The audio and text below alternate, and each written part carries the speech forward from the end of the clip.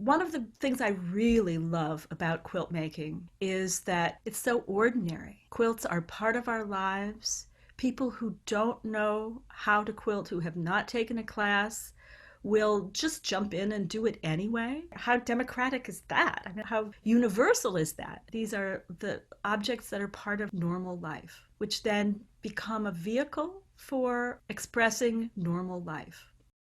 I'm a professional quilt maker. I live in Washington Grove, Maryland. I would say I have a full range of the quilt making skills. I work by hand, I work by machine, I do my own designs for things. I teach people how to do traditional piecing because it's a good way to learn the skills. I've done hundreds, literally hundreds of quilts for clients out of their t-shirt collections.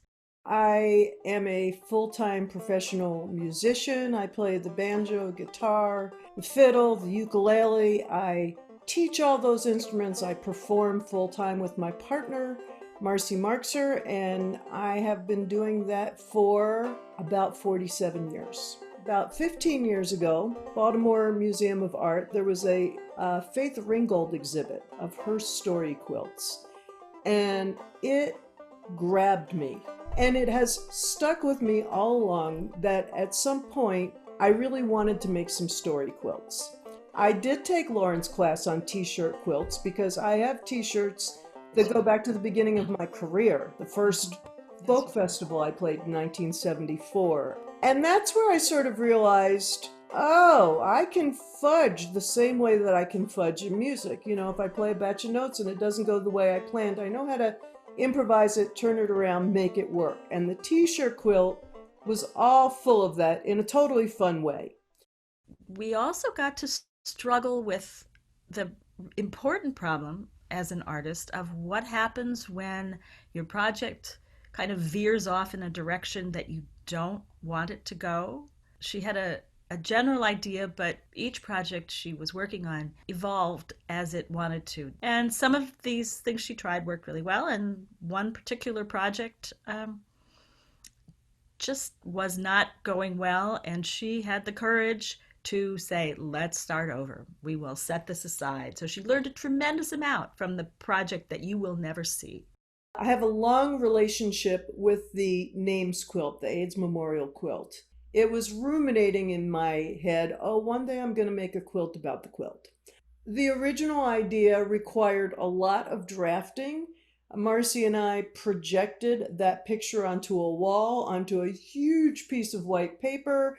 I used all kinds of math and tools and this and that to create what the perspective would be, and did what I think was actually a pretty good drawing draft that would then become something like 300 separate little quilt pieces.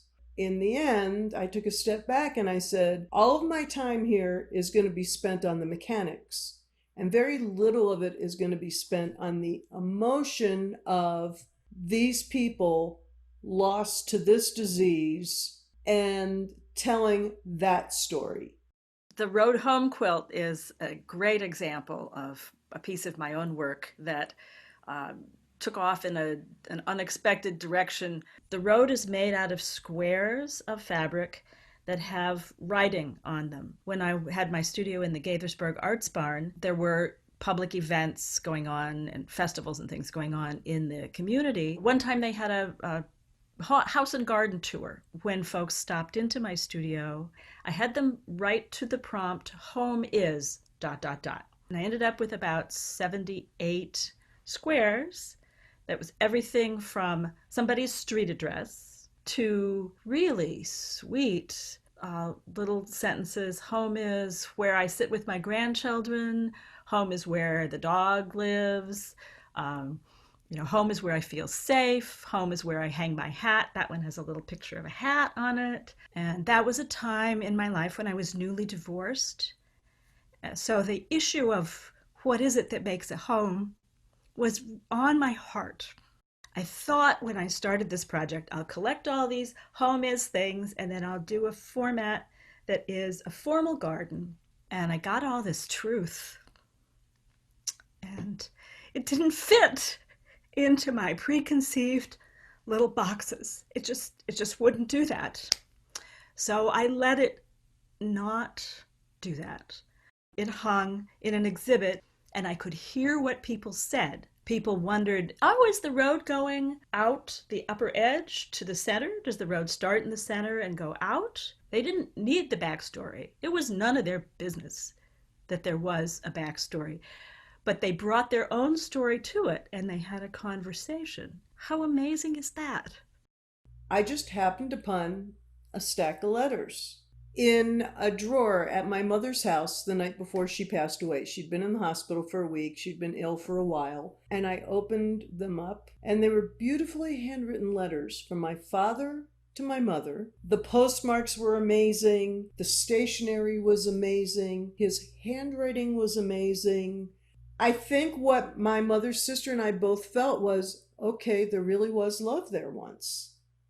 The love was lost. I said found and lost because it was found first and lost someplace in the middle of that quilt, and then that's it.